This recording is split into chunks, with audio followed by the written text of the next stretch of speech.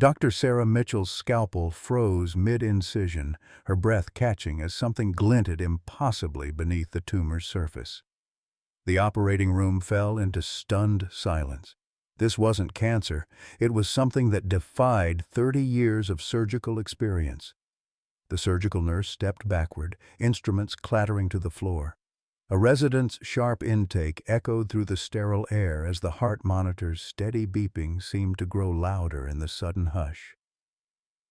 On the table lay Dorothy Henderson, a 67-year-old widow who'd kissed her late husband's photograph that morning, whispering the same prayer she'd offered for 43 years of marriage.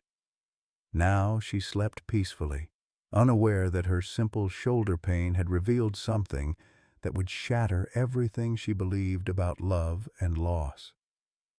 "Get the department head," Dr. Mitchell whispered, her voice barely audible above the ventilator's rhythmic whoosh. What had Frank Henderson hidden in his wife's body? And why was it beating like a second heart? Leave a like and share your thoughts in the comments along with the city you're watching from now. Let's continue with the story. 6 months earlier, Dorothy Henderson set 2 coffee cups on her kitchen table, just as she had every morning since Frank's funeral. The second cup would grow cold, untouched, but removing it felt like erasing 43 years of shared sunrises. At 67, she'd learned that grief had its own stubborn rituals. Her modest ranch house sat on Maple Street in Millbrook, Nebraska, population 2,847, where everybody knew everybody's business and nobody locked their doors. The morning light filtered through lace curtains she'd sewn as a newlywed, illuminating dust motes that danced above Frank's empty recliner. She'd draped his favorite flannel shirt over the back and sometimes caught herself speaking to it when the silence grew too heavy. "Morning, honey," she whispered, settling into her chair with practiced grace. "Looks like rain today." Dorothy had been Millbrook's head librarian for 32 years before retiring, and she still moved with the quiet efficiency of someone who'd spent decades organizing other people's stories. Her silver hair was always neatly pinned, her house spotless despite the mounting repair bills she couldn't afford on her fixed income. The roof leaked above the guest bedroom, and the furnace wheezed like an old dog, but pride kept her from mentioning these troubles to Tommy, her son who lived in California with his software engineer salary and well-meaning phone calls. The shoulder pain had started 3 weeks ago, a dull ache she attributed to sleeping wrong or maybe lifting too many donation boxes at the church rummage sale. At her age, something always hurt. Frank used to joke that their morning routine included comparing which joints protested loudest when they got out of bed. Now she endured the inventory alone. Her neighbor, Patty Chen, knocked on the back door at exactly 8:30, as she had every morning since the funeral. Patty was 15 years younger, a nurse at the county hospital, and the closest thing Dorothy had to family in Millbrook. "How's that shoulder today, Dot?" Patty asked, settling at the kitchen table with her own coffee mug, one Dorothy had bought specifically for these visits. "Oh, still there." Dorothy rotated her left shoulder carefully, wincing at the sharp twinge. "Gets worse at night." "That's not normal aging, honey. When's the last time you saw Dr. Martinez?" Dorothy waved dismissively. "At my age, what's the point of chasing every ache and pain? Frank always said I was tough as old boots." But as days passed, the pain deepened, spreading from her shoulder blade toward her neck.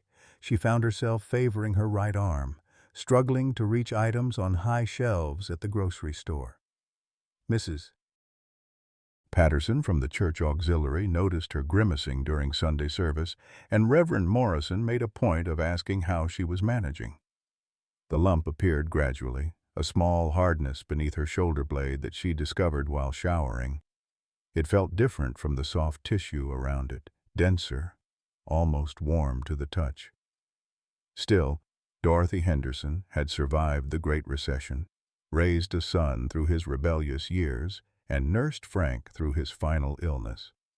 A little shoulder trouble wouldn't defeat her now, The pain struck during the closing hymn at First Methodist, a sharp lance that made Dorothy's knees buckle. She gripped the wooden pew, her hymnal tumbling to the floor as the congregation's voices swelled around her. Patty, sitting beside her as always, immediately noticed her friend's ashen face. "Dot, what's wrong?" Patty whispered, steadying Dorothy's elbow. "Just a little dizzy spell," Dorothy managed, forcing a smile. But the pain wasn't subsiding. It felt like someone had driven a hot poker between her shoulder blades. Sweat beaded on her forehead despite the church's autumn chill. Reverend Morrison noticed the commotion from the pulpit. After the service, he approached with the gentle concern that had made him beloved in Millbrook for 20 years. "Dorothy, you look pale as paper. Everything all right?" "She's been having shoulder pain for weeks," Patty interjected before Dorothy could deflect. "Won't see a doctor about it." "Now, Patty," Dorothy started.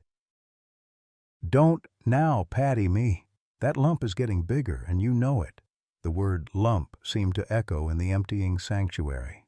Dorothy had hoped no one else had noticed the hardness beneath her shoulder blade, now roughly the size of a golf ball and growing more prominent by the day. Sometimes, lying in bed at night, she swore she could feel it pulsing, though that was surely her imagination. Reverend Morrison's expression grew serious. "Dorothy, the good Lord gave us doctors for a reason. False pride won't serve you well." That afternoon, Patty drove Dorothy to the Millbrook Medical Clinic in her blue Honda Civic, the same car she'd used to drive Dorothy to Frank's chemotherapy appointments 3 years earlier. The familiar route brought back memories Dorothy tried to push away. Frank's brave jokes in the passenger seat, his hand squeezing hers during the worst news, the way he'd insisted on buying her ice cream after each treatment because we both deserve something sweet after a day like this. Dr. Martinez had been Frank's oncologist and knew the Henderson family well. A kind man in his 50s, with gentle hands and wire-rimmed glasses, he examined Dorothy's shoulder with practiced thoroughness. His expression grew increasingly puzzled as his fingers explored the lump. "How long has this been here, Dorothy?" "Few weeks, maybe a month." She tried to sound casual. "It's probably nothing." Dr. Martinez continued his examination, pressing around the edges of the growth. "It's quite firm. Unusual texture. And you're experiencing pain?" "Comes and goes." Another lie. The pain was constant now, a deep ache that robbed her of sleep and made simple tasks like hanging laundry an ordeal. "I'm going to order some tests. Blood work, imaging. We need to understand what we're dealing with." The words hit Dorothy like a physical blow. Tests meant money. Money she didn't have. Her Medicare covered basics, but the supplemental insurance Frank had carried through the factory had died with him. She'd been rationing her blood pressure medication, buying generic groceries, letting the house repairs slide. "Doctor, I appreciate your concern, but at my age—" "Dorothy." Dr. Martinez's voice was firm but kind. "This isn't about age. This growth is unusual. It needs investigation." That evening, Tommy called from California as he did every Sunday. Dorothy settled into Frank's recliner, the cordless phone cradled against her ear, trying to sound normal. "How are you feeling, Mom? You sound tired." "Oh, you know, getting old isn't for sissies, as your father used to say. Maybe it's time you considered moving out here. Sarah and the kids would love having Grandma closer." "The guest room is always ready." The offer was generous and well-meaning, but Dorothy's chest tightened at the thought. Leave Millbrook, leave Frank's workshop in the garage, untouched since his death. Leave the house where they'd raised Tommy, where Frank had carried her over the threshold as a bride, where every room held memories. "Tommy, honey, this is my home. Frank's buried here. I can't just—" "Mom, Frank's gone. You're alone out there. What if something happens? What if you get sick?" His words stung because they touched her deepest fear. What if she did get sick? What if this lump was something serious? She'd watched Frank battle cancer with courage and dignity, but she'd had him beside her through every appointment, every treatment, every sleepless night. Now she faced the possibility of walking that same dark path alone. After hanging up, Dorothy sat in the gathering dusk, her shoulder throbbing. Through the window she could see Patty's kitchen light glowing warmly, and beyond that the street lamps beginning to flicker on along Maple Street. This was her world, small, familiar, safe. Frank's presence still lingered in every corner of their life together. She picked up his framed photograph from the side table, tracing his smile with one finger. "What do I do now, honey?" she whispered. "I'm scared, and I don't want to be scared alone." The house creaked around her in response, holding its secrets close. The test results arrived on a Tuesday morning that started like any other, with Dorothy setting 2 coffee cups on the kitchen table and speaking to Frank's empty chair about the weather. Dr. Martinez's nurse had called the day before, her voice carefully neutral. "Mrs. Henderson, could you come in this afternoon to discuss your results?" Dorothy had barely slept, the lump beneath her shoulder blade seeming to pulse with each anxious heartbeat. She'd spent the night alternating between prayer and preparing herself for the worst. Cancer. The word hung unspoken in her mind like a death sentence. Patty drove her to the appointment, chattering nervously about her youngest daughter's college applications and the church's upcoming harvest festival, anything to fill the heavy silence. Dorothy appreciated the effort but couldn't focus on the words. Her hands trembled as she signed in at the clinic's reception desk. "Doctor." Martinez's office smelled of coffee and antiseptic, the walls lined with medical diplomas and family photos.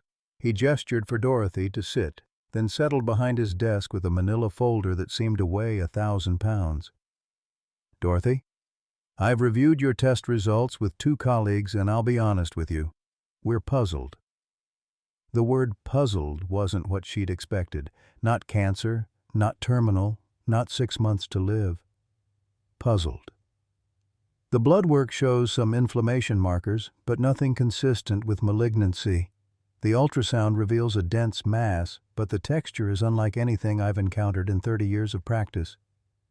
Dorothy felt her breath catch. "What does that mean?" "It means we need more sophisticated imaging. I'm referring you to Nebraska Medical Center in Omaha. They have equipment we don't have here, specialists who might be able to identify what we're dealing with." Omaha. The big city, 2 hours away.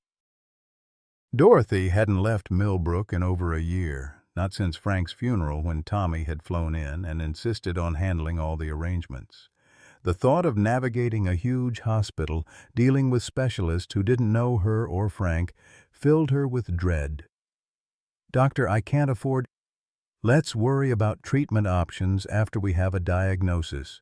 The important thing is getting answers." That evening, Dorothy sat in Frank's workshop for the first time since his death. The space still smelled of motor oil and sawdust, his tools hanging neatly on pegboard walls exactly where he'd left them. She'd avoided coming here, unable to bear the reminder of his absence, but tonight she needed to feel close to him. She found herself drawn to his workbench, where a half-finished jewelry box sat abandoned. Frank had been making it for her last Christmas, though he'd tried to keep it secret. The wood was sanded smooth, the hinges perfectly aligned, but the interior remained unfinished. She ran her fingers over the grain, remembering how he'd always been working on some project, always planning the next surprise. "You were supposed to finish this, you stubborn old fool," she whispered, tears blurring her vision. "You were supposed to be here when I got scared." A noise outside made her look up. Patty's car pulling into the driveway. Her friend found her in the workshop, surrounded by 40 years of Frank's carefully organized tools. "Thought I might find you out here," Patty said softly, settling on an old stool beside the workbench. "How are you holding up?" "I don't know how to do this alone, Patty. When Frank was sick, we faced it together. We made decisions together. Now, Dorothy's voice broke. You're not alone. You have me, you have the church community, you have Tommy. Tommy wants me to move to California. Maybe he's right. Maybe I'm just a stubborn old woman clinging to the past.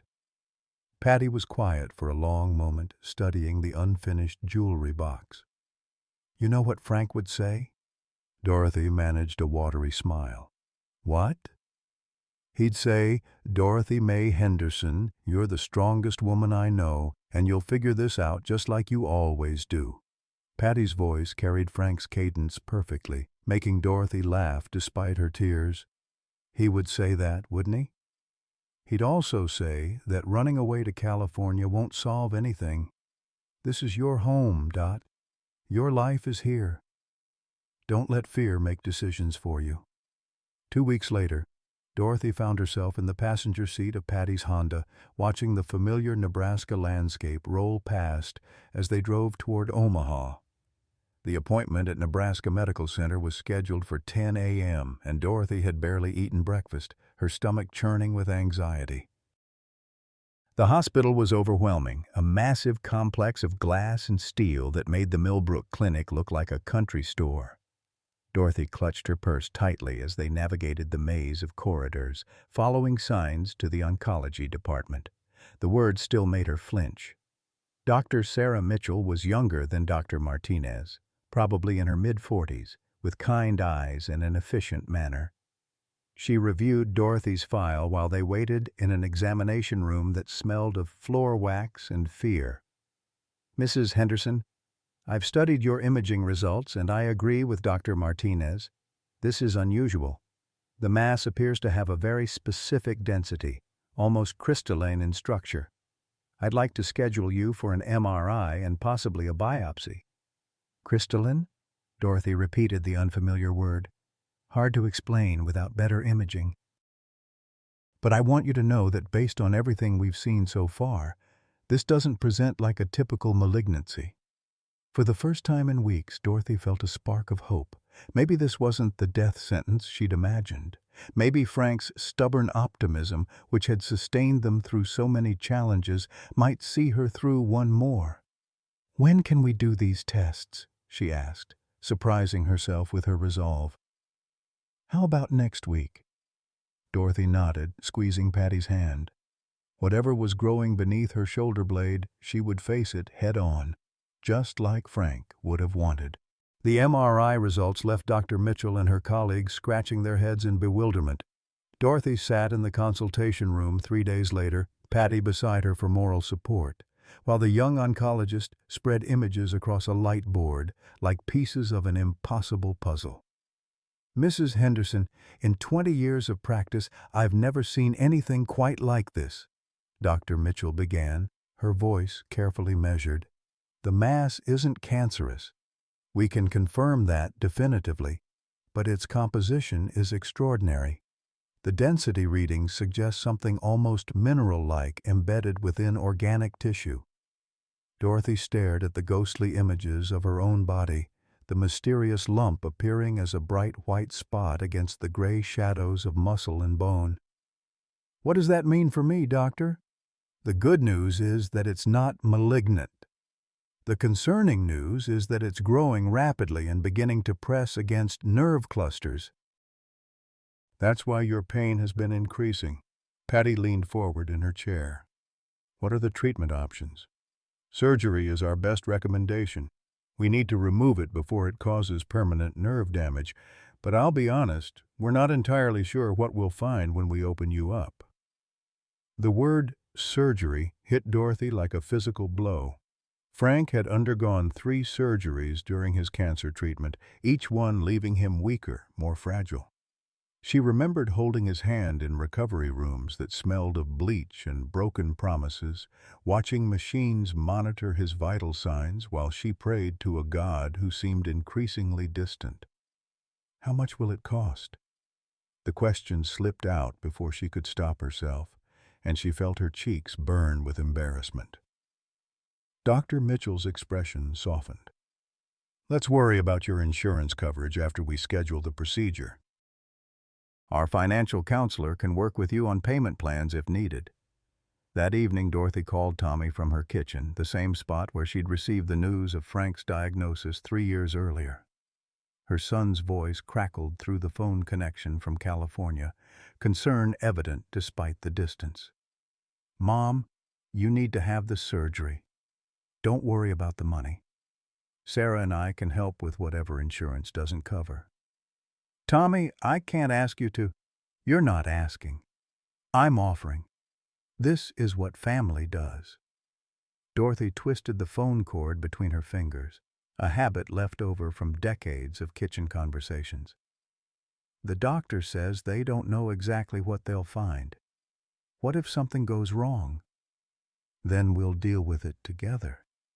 But Mom, you can't just ignore this and hope it goes away. That's not what Dad would want." After hanging up, Dorothy wandered into Frank's workshop again, drawn by the familiar comfort of his organized chaos. She'd been spending more time here lately, finding solace among his tools and half-finished projects. Tonight, she noticed something she'd missed before. A small wooden box tucked behind his toolbox, the kind he used to store special hardware. Inside, she found a collection of receipts and papers, all carefully folded and dated in Frank's meticulous handwriting. Most were mundane: receipts for lumber, hardware store purchases, insurance forms. But at the bottom, she discovered something that made her heart skip. A receipt from Morrison's jewelry store in Omaha, dated just 2 months before Frank's death. The amount made her gasp: $200. More money than they'd ever spent on anything except the house and Tommy's college tuition. The receipt was for custom setting and engraving services, but gave no details about what had been purchased. Dorothy's hands trembled as she studied the paper. Frank had never mentioned going to Omaha, never mentioned spending such a sum. During his final months, they'd been careful with every penny, knowing that medical bills were mounting and his disability payments wouldn't last forever. Where had this money come from? She thought back to those last weeks of Frank's life, remembering his occasional mysterious absences. He'd claimed he was visiting his brother in Lincoln, or meeting with the insurance adjuster about his factory pension. She'd never questioned these explanations. Frank had always been methodical about handling their finances and legal affairs. "What were you up to, old man?" she whispered to the empty workshop. The next morning brought unwelcome visitors. Dorothy was weeding her flower bed when a silver sedan pulled into her driveway. 2 people emerged, a middle-aged woman in a business suit and a younger man carrying a briefcase. They had the serious demeanor of people who delivered bad news for a living. "Mrs. Henderson." "I'm Janet Walsh from Mutual Life Insurance, and this is my colleague, Robert Chen. We'd like to speak with you about your husband's policy." Dorothy's stomach dropped. She invited them into her living room, hastily moving Frank's shirt from his recliner and offering coffee they politely declined. Janet Walsh opened a thick folder and spread documents across the coffee table. "Mrs. Henderson, we're conducting a routine audit of claims from the past year, and we've discovered some irregularities regarding your husband's death benefits." "Irregularities?" Dorothy's voice came out as a whisper. "The policy was changed just 6 months before Mr. Henderson's death. The beneficiary amount was increased significantly, and there were some unusual financial transactions in the months leading up to his passing." Robert Chen leaned forward, his expression sympathetic but professional. "We're not suggesting any wrongdoing, but we need to verify certain details. Can you tell us about your husband's activities in the weeks before his death?" Dorothy felt the room spinning slightly. Frank had handled all their insurance matters, just as he'd handled their taxes and investments. She'd trusted him completely, never questioning his decisions or demanding to see paperwork. "I don't understand. Frank paid his premiums faithfully for 30 years. What kind of irregularities?" "Large cash withdrawals, changes to the policy terms, and some discrepancies in the medical timeline," Janet explained gently. "We need to ensure that all claims were legitimate before we can close the file." After the investigators left, Dorothy sat in Frank's recliner, surrounded by the documents they'd given her to review. The financial trail they'd outlined painted a picture of a man she didn't recognize, someone who'd made secretive decisions and substantial financial moves without consulting his wife of 43 years. The mysterious jewelry store receipt suddenly took on a more ominous significance. Had Frank been hiding other expenses? Other secrets? That afternoon, Patty found Dorothy sitting on her back porch, staring at the vegetable garden Frank had planted every spring since they'd bought the house. The tomato plants were withering now, unpicked and neglected since Dorothy's shoulder pain had made garden work impossible.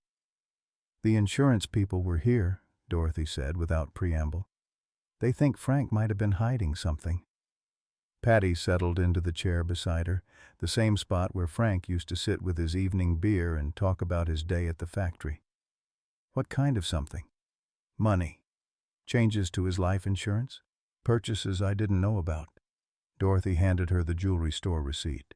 "I found this in his workshop." Patty studied the paper, her nurse's training making her naturally analytical. $3,200 for jewelry. When? 2 months before he died. When we were supposedly counting every penny for medical bills. They sat in silence, watching the autumn light fade across the neglected garden. Dorothy thought about all the times Frank had insisted on handling their finances alone, claiming he didn't want to burden her with boring paperwork. She'd been grateful for his protectiveness then, but now it felt like something else entirely. "Maybe there's a simple explanation," Patty offered gently. "Maybe. Or maybe I didn't know my husband as well as I thought I did." The surgery was scheduled for the following week. As Dorothy signed the consent forms at Nebraska Medical Center, she found herself wondering if Frank had signed similar papers during his secret trip to Omaha. Had he been planning something elaborate, some final gesture of love that would be revealed after his death? Or had he been hiding something darker, something that would taint her memories of their life together? The lump beneath her shoulder blade seemed to pulse with each anxious heartbeat, as if it contained not just mysterious tissue, but all the secrets Frank had taken to his grave. Soon the surgeons would cut it out of her body, and with it might come answers she wasn't sure she wanted to know. Whatever Frank had hidden from her, whatever he'd done in those final months, the truth was literally growing inside her now. And in just 7 days she would finally discover what her husband had left behind. Surgery day arrived gray and cold, with October frost covering the windows of Nebraska Medical Center like a promise of winter. Dorothy had barely slept, lying awake in the pre-dawn darkness, listening to the house settle around her. At 4 a.m., she'd given up trying and made coffee, setting out only 1 cup for the first time in 18 months. The ritual felt like a small betrayal. Tommy had flown in from California the night before, his presence both comforting and overwhelming. He'd insisted on staying at the house rather than a hotel, sleeping in his old bedroom with its faded baseball posters and high school trophies.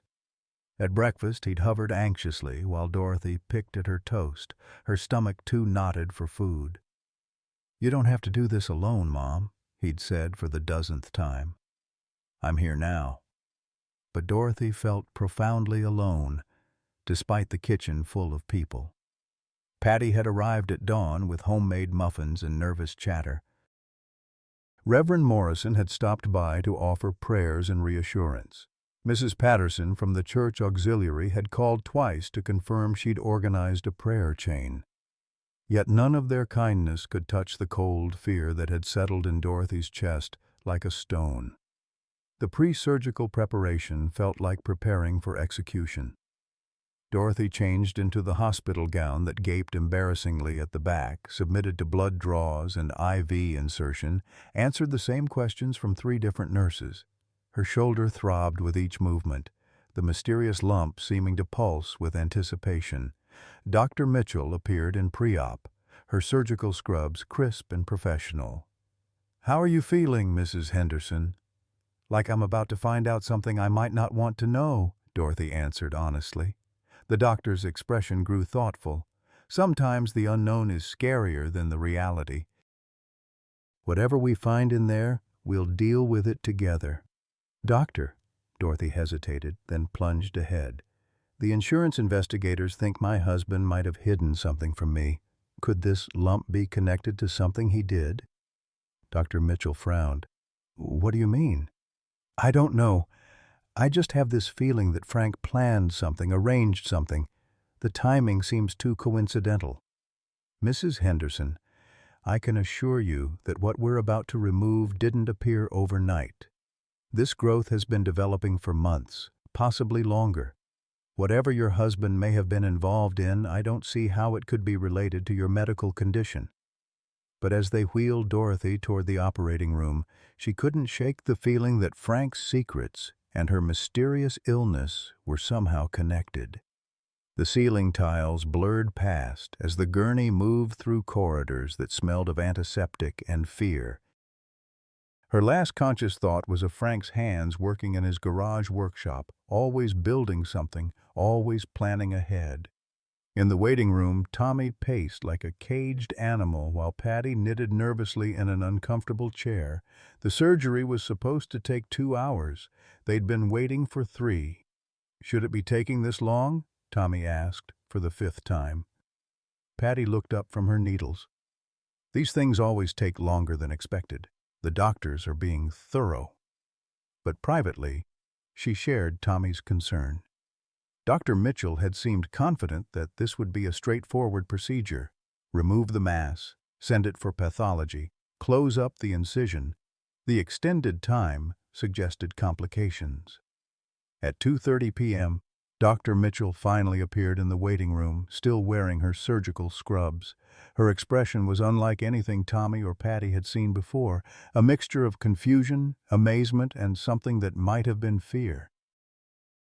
The surgery went well, she began, and Tommy felt his shoulders relax for the first time in hours. Mrs. Henderson is in recovery and should wake up within the hour. What did you find? Patty asked. Dr. Mitchell sat down heavily, as if the weight of what she'd discovered was physically exhausting. I need to ask you both some questions first. Did Frank Henderson ever work with jewelry? Did he have any background in gemology or precious stones? Tommy and Patty exchanged bewildered glances. He was a factory supervisor, Tommy said. He worked with machinery, not jewelry. Why? Did he ever mention having access to diamonds? Family heirlooms, perhaps? Investment stones? Doctor, what's going on? Patty's voice carried a nurse's authority. What did you find in there? Dr. Mitchell was quiet for a long moment, choosing her words carefully. The mass we removed contained a perfect diamond. Roughly 2 carats, flawless cut, embedded in what appears to be organic tissue that had grown around it like a cyst. The words hung in the air like an impossible equation. Tommy stared at the doctor as if she'd spoken in a foreign language. A diamond? That's impossible. I've called in 2 colleagues to verify, and we've documented everything extensively. The diamond is real, and it was definitely inside your mother's body, surrounded by tissue that her immune system had built around it like a protective shell. Patty's knitting needles stopped clicking. How did a diamond get inside Dorothy's shoulder? That's what we need to figure out. Diamonds don't spontaneously appear in human tissue. Someone would have had to place it there surgically. Tommy felt the world tilting sideways. Are you saying someone operated on my mother without her knowledge? I'm saying that at some point this diamond was implanted in Mrs. Henderson's shoulder and her body formed a protective cyst around it. Based on the tissue development, I'd estimate this happened at least 6 months ago, possibly longer. The timeline hit Tommy like a physical blow. 6 months ago, his mother had been caring for his dying father, spending every day at the hospital or managing Frank's care at home. When would someone have had the opportunity to perform secret surgery on Dorothy? Doctor, Patty said slowly, could this have been done during another medical procedure? Something routine where Dorothy was under anesthesia? Dr. Mitchell considered this. It's possible. A small incision, minimal invasive technique. If it was done by someone with surgical skills during an existing procedure, the patient might never know. Tommy's mind raced through his father's final months, trying to remember every hospital visit, every procedure, every time his mother had been out of contact or seemed unusually tired. Frank had undergone several surgeries during his cancer treatment. Had Dorothy been sedated during any of those visits? Had she undergone any procedures herself? "We need to see the diamond," Tommy said finally. Dr. Mitchell nodded. "It's been cleaned and documented. The pathology team wants to study the surrounding tissue, but the stone itself is quite remarkable. Whoever chose it knew quality." As they followed the doctor through the hospital corridors, Tommy's thoughts churned with questions that seemed to have no rational answers. How had a perfect diamond ended up embedded in his mother's shoulder? Who had put it there, and why? And what did this have to do with the insurance investigation into his father's death? The diamond sat in a small specimen container, sparkling under the harsh hospital lights like a captured star. It was beautiful, flawless and brilliant, the kind of stone that belonged in an engagement ring or anniversary necklace, not inside a human body. Tommy stared at it, remembering his father's promise from decades ago. "Someday, Dorothy, I'll buy you a diamond worthy of how much I love you."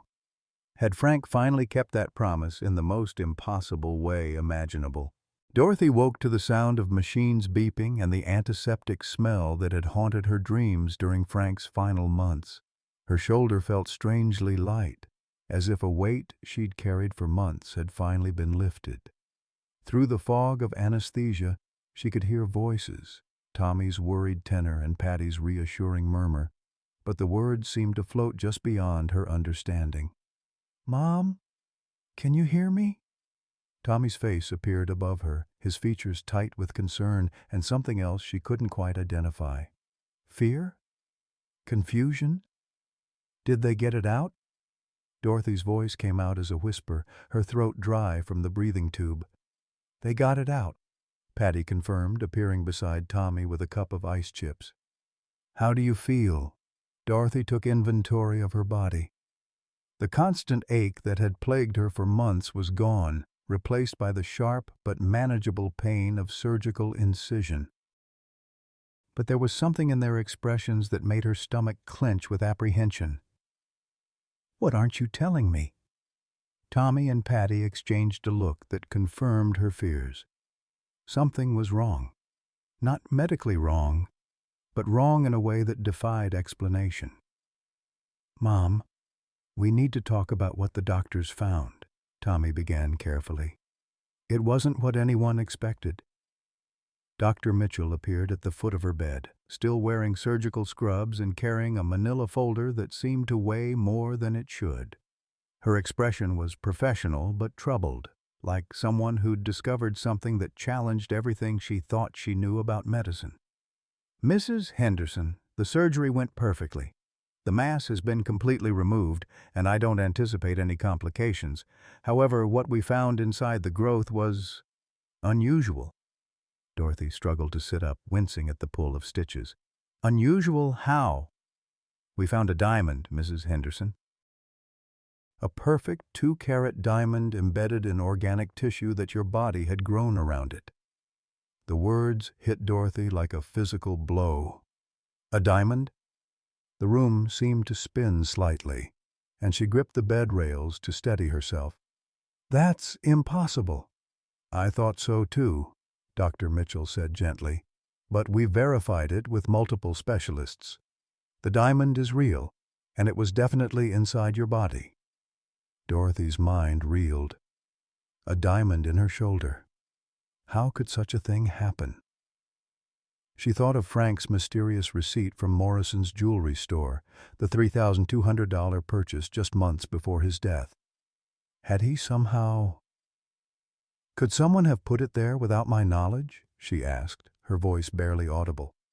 "It would require surgical intervention," Dr. Mitchell explained. A small incision, precise placement, minimal scarring. If it was done by someone with medical training during an existing procedure, you might never have known. The implications crashed over Dorothy like a cold wave. Frank's final months had been filled with medical appointments, procedures, hospital visits. She'd often been sedated during his surgeries, exhausted from caregiving and emotional stress. Had someone operated on her during one of those vulnerable moments? "Frank," she whispered, and the name carried the weight of 43 years of love and trust that suddenly felt as fragile as spun glass. Tommy leaned forward. "Mom, do you remember any unexplained medical procedures? Any time you were under anesthesia or sedated when Dad was in the hospital?"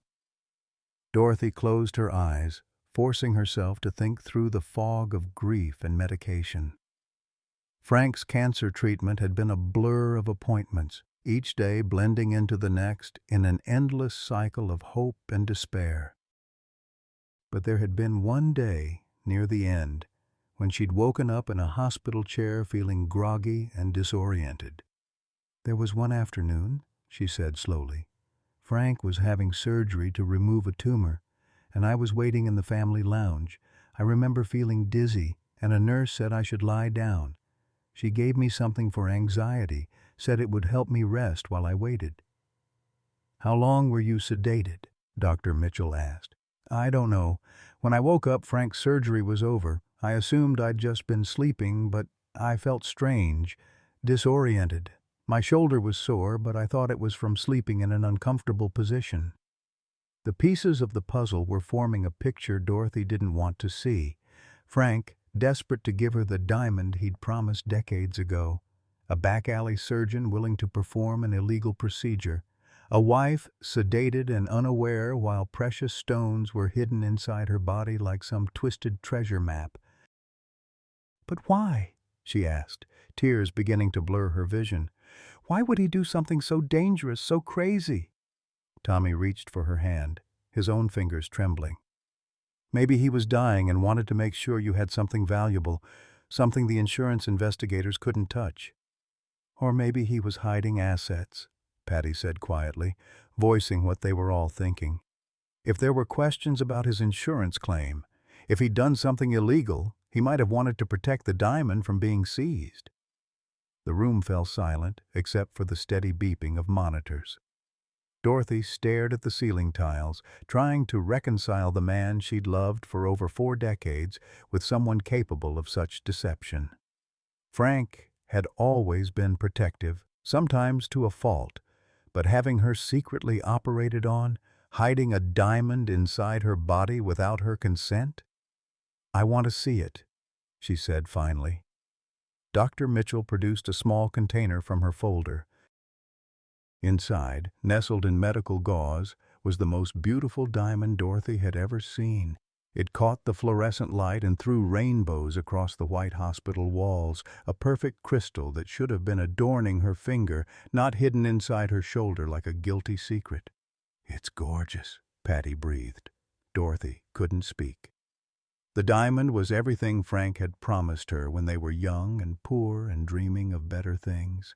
But instead of being offered on bended knee or presented in a velvet box on their anniversary, it had been stolen from her body like evidence of a crime she didn't know she'd been involved in. "Mrs. Henderson," Dr. Mitchell said gently, "there's something else you should know. Given the circumstances, I'm required to report this to the authorities. The procedure that placed this diamond was performed without your consent, which constitutes assault. If your husband arranged this, there may be legal implications." Dorothy felt the last of her strength drain away. Not only had Frank betrayed her trust, but his final act of love might destroy his memory forever. The insurance investigation, the mysterious purchases, and now this. It painted a picture of a man she'd never known, someone capable of deception and illegal activity. "I need to be alone," she whispered. As Tommy, Patty, and Dr. Mitchell filed out of the room, Dorothy was left with the diamond and her shattered understanding of the man she'd spent her life loving. Outside her window, the Nebraska sky was gray and endless. matching the emptiness that had opened in her chest where certainty used to live. The news broke on a Thursday morning, 2 weeks after Dorothy's surgery, when a nurse at Nebraska Medical Center leaked the story to a local reporter looking for human interest pieces. By noon, diamond found in woman's shoulder was trending on social media, and by evening, news vans lined Maple Street in Millbrook like an invasion force. Dorothy watched from behind her living room curtains as reporters set up cameras on her front lawn, their bright lights turning her quiet neighborhood into a circus. The phone hadn't stopped ringing since the story broke. Journalists wanting interviews, producers pitching television appearances, and curiosity seekers calling just to hear her voice. "Miracle love story, husband's final gift found inside wife's body," read the headline on Channel 7 News. The anchor, a perfectly coiffed woman with sympathetic eyes, spoke earnestly into the camera. In a story that has captured hearts across the nation, a Nebraska widow discovered that her late husband had arranged for a perfect diamond to be placed inside her body as his final act of love. Dorothy turned off the television with shaking hands. The media had transformed Frank's deception into a romantic fairy tale, ignoring the darker implications that kept her awake at night. They didn't mention the insurance investigation, the illegal surgery, or the violation of her bodily autonomy. To them, it was simply a beautiful story about eternal love. Tommy had taken leave from his job in California and moved into his old bedroom to help manage the chaos. He'd hired a lawyer, installed caller ID, and fielded interview requests with the efficiency of a military campaign. But Dorothy could see the strain in his eyes, the way he looked at her when he thought she wasn't watching, as if she might shatter like glass at any moment. "Mom, Good Morning America wants to fly you to New York," he announced, entering the kitchen with a stack of phone messages. "They're offering $20,000 for an exclusive interview." Dorothy stared at him over her coffee cup, the single cup she'd finally accepted as her new normal. $20,000? The diamond's been appraised at $45,000. The story's worth money, apparently. The numbers felt abstract, meaningless. Frank had spent their entire marriage worrying about money, clipping coupons, buying generic groceries, postponing repairs they couldn't afford. Now his final act had created a windfall that could solve all her financial problems. But at what cost? "I don't want to be on television," she said quietly. Tommy sat down across from her, his expression gentle but frustrated. "Mom, this could set you up for life.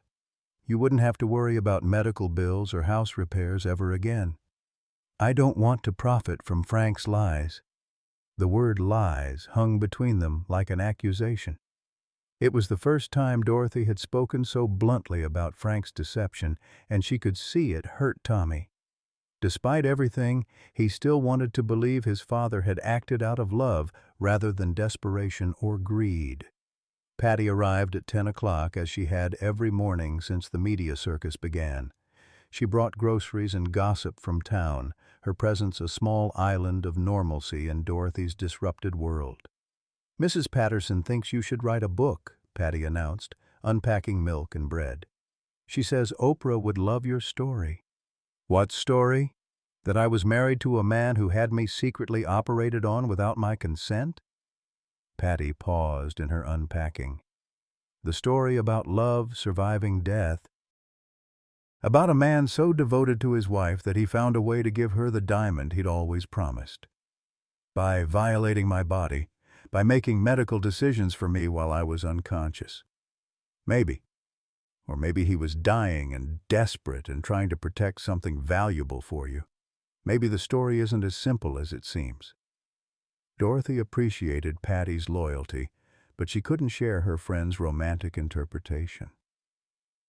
Every night she lay in bed remembering that afternoon at the hospital, trying to recall details that might explain what had happened to her. The kind nurse who'd offered her sedation. The way she'd felt disoriented and sore when she woke up. Had Frank arranged it all? Had he watched from his hospital bed while someone operated on his unsuspecting wife? The insurance investigators returned on Friday, their questions sharper now that the story had gone public. Janet Walsh spread new documents across Dorothy's coffee table, financial records, medical files, and phone transcripts that painted an increasingly troubling picture. "Mrs. Henderson, we've discovered that your husband made several large cash withdrawals in the months before his death," Janet explained. "The total amount matches almost exactly what he would have paid for the diamond and the illegal surgery." Dorothy studied the bank records, seeing Frank's familiar signature on withdrawal slips she'd never seen before. "He told me he was handling the medical bills. He was also in contact with a man named Viktor Petrov, a former surgeon who lost his license for performing unauthorized procedures. We believe Mr. Petrov was the one who implanted the diamond." Robert Chen leaned forward, his expression serious. "Mrs. Henderson, we think your husband was involved in insurance fraud." The timing of his policy changes, combined with the hidden assets, suggests he was planning something. The question is whether he intended to fake his death or was genuinely dying and trying to hide money from creditors. The room felt like it was spinning. Dorothy gripped the arms of her chair, trying to process what they were telling her.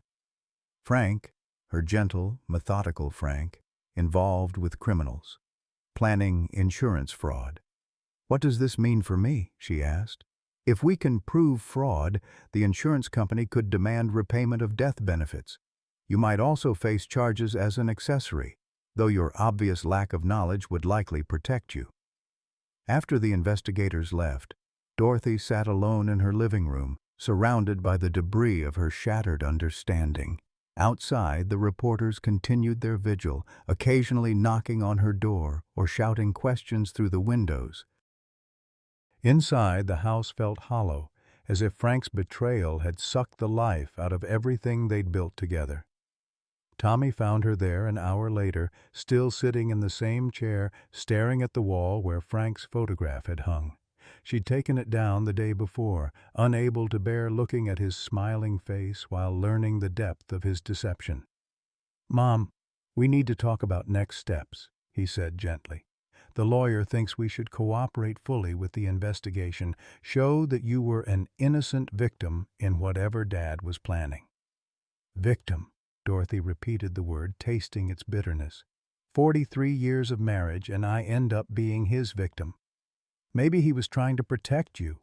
Maybe he knew he was dying and wanted to make sure you had something valuable that couldn't be taken away." Dorothy looked at her son, seeing Frank's stubborn optimism in his eyes. Tommy needed to believe his father had acted out of love, needed to preserve some version of the man who'd taught him to ride a bike and thrown baseballs in the backyard. But Dorothy couldn't afford such luxury. She'd lived with Frank's lies for months now, and the weight of them was crushing her. "Tommy, your father had a diamond surgically implanted in my body without my knowledge or consent. He used money we didn't have to pay criminals to violate me while I was unconscious. Whatever his motives, that's what he did." Tommy's face crumpled, and for a moment he looked like the little boy who used to come to her with scraped knees and broken toys. "So what do we do now?" Dorothy stood up slowly, her surgical incision pulling with the movement. Through the window she could see the reporters setting up for their evening broadcasts, ready to tell the world about the romantic miracle of Frank Henderson's final gift. They would never understand the true story. The betrayal, the violation, the shattering of trust that had sustained a marriage for over 4 decades. "We tell the truth," she said finally. "All of it, the good and the bad and the ugly. Your father was human, which means he was capable of both great love and terrible mistakes. The diamond proves both." That evening, Dorothy called Dr. Mitchell and made an unusual request. She wanted to donate the diamond to medical research, specifically to fund studies on patient consent and surgical ethics. If Frank's betrayal was going to become public knowledge, she wanted something positive to come from it. "Are you sure?" Dr. Mitchell asked. "That diamond could secure your financial future?" "Money from Frank's lies won't buy me peace of mind," Dorothy replied. "But maybe it can prevent someone else from being violated the way I was." As she hung up the phone, Dorothy felt something shift inside her chest. Not quite forgiveness, but perhaps the beginning of acceptance. Frank had loved her in his imperfect, sometimes misguided way. He'd also betrayed her in ways that would take years to fully understand. Both things could be true simultaneously, just as a diamond could be both beautiful and stolen, valuable and tainted. The reporters would tell their romantic story. The insurance investigators would pursue their fraud case, and somewhere in the intersection of love and deception, Dorothy would find a way to rebuild her life from the pieces Frank had left behind. 3 months after the surgery, Dorothy was arranging flowers in the church sanctuary when she heard the commotion outside. Raised voices, car doors slamming, and the unmistakable sound of someone arguing with Reverend Morrison on the front steps. She set down her vase of chrysanthemums and moved toward the window, her heart already knowing what her mind refused to accept. Through the stained glass, she could see a figure that made her knees buckle, tall, slightly stooped, wearing the same brown jacket Frank had owned for 20 years. The man was arguing with the Reverend, his voice carrying the familiar cadence that had whispered good morning to her for over 4 decades. "I need to see Dorothy. She's my wife. I don't understand why everyone's acting like I'm dead." Dorothy gripped the windowsill, her surgical scar throbbing as if responding to an impossible stimulus. The voice was Frank's, but older somehow, confused and plaintive in a way that Frank had never been. This couldn't be happening. She'd buried Frank 18 months ago, had stood beside his grave and thrown dirt on his coffin. Reverend Morrison's voice carried through the glass, gentle but firm. "Sir, I think you're confused. Frank Henderson passed away last year. Perhaps you're thinking of someone else." "I'm Frank Henderson." The man's voice cracked with frustration. "I live at 412 Maple Street with my wife Dorothy. We've been married 43 years. Why won't anyone believe me?" Dorothy's legs gave out, and she sank into a pew, her mind reeling. Through the colored glass, she could see Tommy's car pulling up, followed by a police cruiser. Someone must have called when the strange man appeared claiming to be Frank Henderson, returned from the dead. But as she watched the scene unfold, details began registering that made her stomach clench with a mixture of hope and terror. The way the man held his left shoulder when he gestured, Frank had done that after injuring it at the factory, the slight limp from an old motorcycle accident, the habit of running his hand through his hair when frustrated. Tommy emerged from his car and approached the man cautiously, his face pale with shock. Dorothy watched her son study the stranger's features, saw the moment when recognition dawned in his eyes like a physical blow. "Dad?" Tommy's voice was barely audible, but Dorothy heard it through the church walls like a prayer answered in the most terrifying way possible. The man, Frank, turned toward Tommy with desperate relief. "Tommy, finally, someone who knows me. Your mother's inside, isn't she? I've been looking for her for so long. People keep telling me I'm dead, but that's impossible. I'm standing right here." Dorothy forced herself to stand, her legs shaking as she walked toward the church door. Each step felt like walking underwater, reality bending around her like light through a prism. She pushed open the heavy wooden door and stepped into the afternoon sunlight, blinking against the brightness.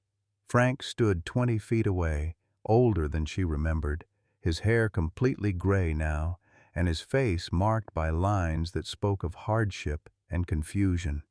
But it was undeniably him, the man she'd married, the man whose body she'd identified at the morgue, the man whose funeral she'd planned down to the last hymn. "Dorothy." His voice broke when he saw her, and he took a step forward before stopping, as if some invisible barrier held him back. "Dorothy, what's happening? Why is everyone acting like I've been gone? I just went to the store, and when I came back, strangers were living in our house." Dorothy stared at her dead husband, her mind frantically trying to process what her eyes were seeing. The Frank who stood before her looked like he'd been living rough. His clothes were worn and dirty, his face gaunt, his eyes holding the bewildered expression of someone who'd lost more than just time. "Frank," she whispered, and the name felt foreign on her tongue. "You died 18 months ago. I was there. I held your hand." His face crumpled with confusion and pain. "No, that's wrong. I've been somewhere else, but I'm not dead. I came back for you, Dorothy. I came back to give you your diamond." The word diamond hit Dorothy like a physical blow. She touched her shoulder unconsciously, feeling the small scar where Dr. Mitchell had removed the stone from her body. How could Frank know about the diamond unless he'd been the one to put it there? Tommy stepped closer to his father, his voice carefully controlled. "Dad, what's the last thing you remember clearly?" Frank's brow furrowed with the effort of concentration. "I was in the hospital. You were both there, and the doctor said, he said I didn't have much time. But then someone came to see me, someone who said they could help. They said they could fix things, make sure Dorothy was taken care of." "Who? Dad? Who came to see you?" "A doctor. Not my regular doctor, someone else. He said he could help me give Dorothy the diamond I'd always promised her. He said there was a way to make sure she'd have it even after—" Frank's voice trailed off, his eyes growing distant. Dorothy felt the world shifting beneath her feet. "Frank, you died. Your heart stopped. I was holding your hand when the monitors went flat." "No." Frank shook his head stubbornly. "That's wrong. I woke up somewhere else, somewhere cold and bright. There were other people there, confused like me. We were all supposed to be dead, but we weren't. Someone was taking care of us, but I can't remember clearly. It's all fuzzy, like a dream."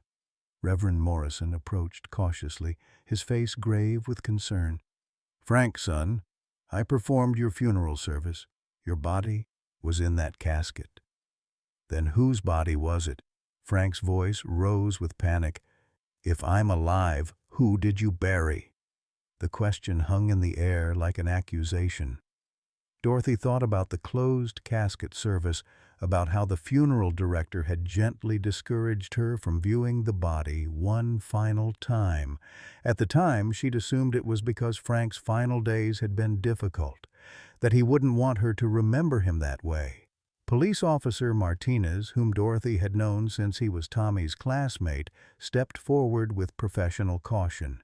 "Sir, I'm going to need to see some identification, and we'll need to sort this out down at the station." "I don't have identification," Frank said helplessly. "Someone took my wallet. I've been trying to get home for months, but I kept getting lost." "Everything looks different, or maybe I'm remembering wrong. Sometimes I can't remember things clearly." Tommy pulled out his phone, his hands shaking as he scrolled through contacts. "I'm calling Dr. Martinez. If Dad's alive, if he's been alive this whole time, there are medical records, death certificates that need to be examined." Dorothy watched this impossible scene unfold, her heart torn between joy at seeing Frank alive and horror at what his return implied. If Frank was alive, then someone else had died in his place. Someone else had been buried under his name while he'd been held somewhere against his will, confused and struggling to find his way home. "Frank," she said softly, stepping closer to the man who might be her husband, returned from the dead. "Do you remember having a diamond put somewhere safe? Do you remember where you've been all this time?" His eyes met hers, and in them she saw flashes of the man she'd loved, mixed with something broken and lost. "I remember wanting to keep my promise to you about the diamond, but everything else is like trying to remember a dream. I know I've been somewhere, but I can't quite—" He pressed his hands to his temples, his face contorting with the effort of memory. The Frank Henderson who stood before Dorothy was both her husband and a stranger, alive but damaged, returned but forever changed. And somewhere in Millbrook Cemetery, In the grave marked with Frank's name lay the body of someone else entirely. Dear friends, Dorothy's story reminds us that love isn't always perfect, and sometimes the greatest acts of devotion come wrapped in confusion and pain. How many of us have discovered that the people we thought we knew best still held secrets? How often have we realized that forgiveness isn't about pretending betrayal didn't happen, but about choosing love despite the hurt? At 67, Dorothy faced the ultimate test, learning that her deceased husband was alive but broken, that his final gift had violated her trust, yet somehow still represented 43 years of imperfect but genuine love. For those of us in our golden years, we understand that marriage isn't the fairy tale we dreamed of in our youth. It's messier, more complex, filled with small deceptions and large sacrifices. Dorothy's choice to see Frank as both the man who loved her and the man who betrayed her speaks to the wisdom that comes with age, the ability to hold contradictory truths simultaneously. Sometimes the greatest happiness comes not from perfect love, but from choosing to love imperfectly.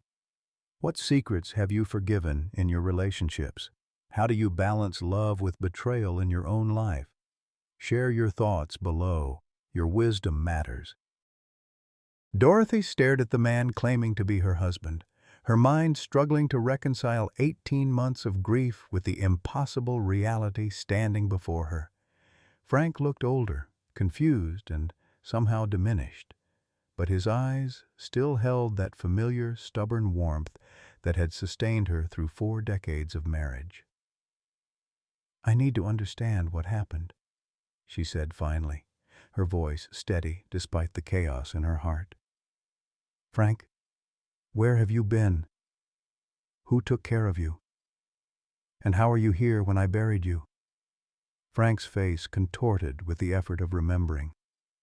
There was a place, white walls, bright lights. Other people like me, all of us confused about how we got there. A man in a suit said we were part of a program, that our families thought we were dead, but we were being kept safe. Tommy stepped closer, his phone still in his hand from calling Dr. Martinez. "Dad, that sounds like some kind of medical facility. Were you sick? Were they treating you for something?" "I don't know. Sometimes I remember needles, medications that made everything fuzzy, but I kept thinking about Dorothy, about the promise I made to give her a diamond. The man in the suit said they'd taken care of that Dorothy would get her gift even if I couldn't give it to her myself." The pieces of an impossible puzzle were beginning to form a picture that made Dorothy's blood run cold. A medical facility where dead people were kept alive. Frank's confused memories of treatments and medications. The illegal surgeon who'd implanted the diamond in her shoulder while she was unconscious. "Frank," she said carefully, "do you remember Dr. Victor Petrov?" Frank's eyes flickered with recognition. "Yes. He said he could help. He said there was a way to make sure you got the diamond, even if something happened to me. But then everything went dark, and when I woke up I was in that white place." Officer Martinez had been listening intently, his expression growing more troubled with each revelation. "Mrs. Henderson, this sounds like we might be dealing with something bigger than insurance fraud. If your husband was taken against his will, if someone faked his death—" "Human trafficking," Tommy said quietly, the words falling like stones into the silence. "They fake people's deaths, then use them for medical experiments or organ harvesting." Dorothy felt the world tilt sideways. Frank hadn't betrayed her willingly. He'd been a victim too, manipulated by criminals who'd preyed on his desperation to provide for her. The diamond in her shoulder hadn't been a gift from a deceptive husband, but evidence of a crime that had stolen Frank from her and used his love against them both. "We need to get you to a hospital," Dorothy said, reaching out to touch Frank's arm. His skin was warm and real beneath her fingers, solid proof that this impossible reunion was actually happening. "You need medical attention, and we need to figure out what they did to you."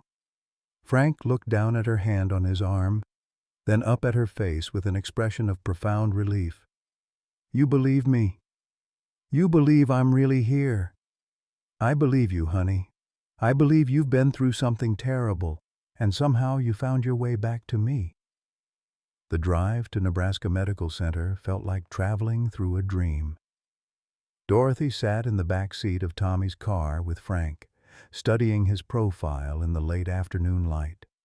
He looked like Frank, sounded like Frank, knew details about their life together that only Frank could know. But there was something fragile about him now, a confusion that went deeper than mere disorientation. "Doctor." Mitchell met them in the emergency room, her professional composure barely masking her amazement at seeing a man she'd read about in a death certificate walking and talking in her hospital. She conducted a thorough examination while Dorothy and Tommy waited anxiously in the hallway. "His physical health is surprisingly good, considering what he's apparently been through," Dr. Mitchell reported an hour later. "But there are signs of long-term medication administration, marks from IV sites, some cognitive effects that suggest he's been heavily sedated for extended periods." "Is he going to be okay?" Dorothy asked. "The confusion should improve as whatever drugs were in his system clear out completely. But Mrs. Henderson, we need to discuss something else. The FBI has been contacted about your husband's case. If he was indeed the victim of a criminal organization that fakes deaths and traffics people, this becomes a federal investigation." The thought of FBI agents, federal investigations, and media circuses made Dorothy's head spin. All she wanted was to take Frank home, to sit with him in their kitchen and try to rebuild what they'd lost. But she understood that his return opened questions that went far beyond their personal tragedy. Agent Sarah Collins arrived the next morning, a woman in her 40s with kind eyes and the efficient manner of someone who'd seen too much human suffering. She interviewed Frank gently but thoroughly, helping him piece together fragmented memories of the facility where he'd been held. "There were others," Frank remembered slowly. "Men and women, all of us supposedly dead. They said our families had moved on, that we couldn't go back to our old lives. Some people believed them. Others like me kept trying to escape." "How many others?"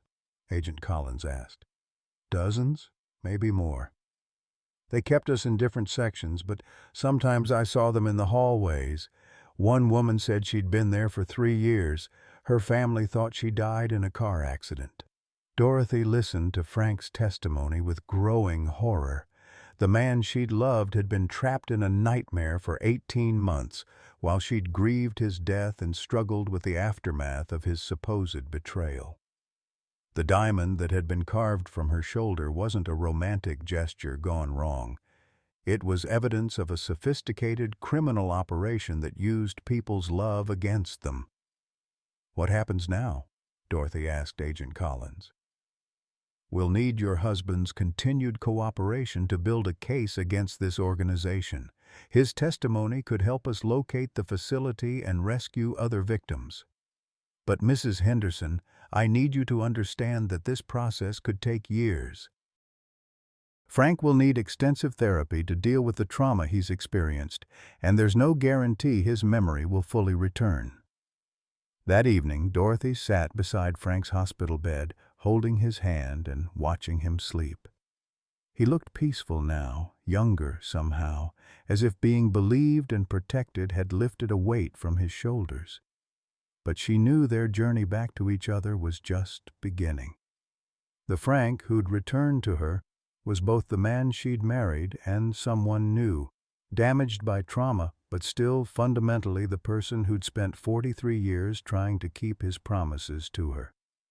The diamond had been real, his love had been real, but the context had been stolen from them by people who traded in human misery. "I'm going to take care of you now," she whispered to his sleeping form. "Whatever they did to you, whatever they stole from us, we're going to face it together." Outside the hospital window, snow was beginning to fall over Nebraska, covering the world in clean white that made everything look new again. Dorothy knew that healing would take time, that Frank's confused memories and her own trauma from months of betrayal and grief wouldn't disappear overnight. But for the first time since finding the diamond in her shoulder, she felt something that had been missing for too long: hope. Frank stirred in his sleep, his hand tightening around hers, and Dorothy smiled through her tears. Sometimes love meant forgiving betrayal. Sometimes it meant choosing to believe in second chances. And sometimes, if you were very lucky, it meant discovering that the person you thought you'd lost forever had been fighting to come home to you all along. Tomorrow would bring FBI interviews, media attention, and the long process of healing.